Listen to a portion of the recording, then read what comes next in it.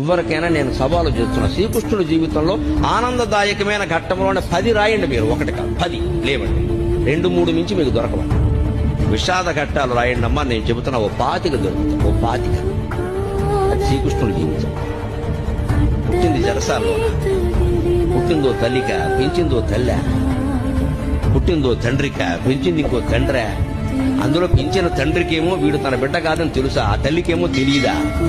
ఏమి జీవితాన్ని అవునడానికి లేదు, కాదనడానికి లేదు. నిజం ఒకటికి తెలుసు, నిజం ఇంకోళ్ళకి తెలియదు. కానీ పెరిగాడు మహానుభావుడు. పుట్టగానే చంపేస్తారనే మేనమామ. మనం ఎంత అదృష్టవంతులు ఉండే అటువంటి మేనమామలు మనకి లేదు. పుట్టని చంపేస్తారనే మేనమామ కత్తెట్టు కూర్చున్నాడు ఆ జైలు దగ్గర. అదే శ్రీకృష్ణుడి జీవితం. అవతార పురుషుడు అంటున్నారు కదా, మరి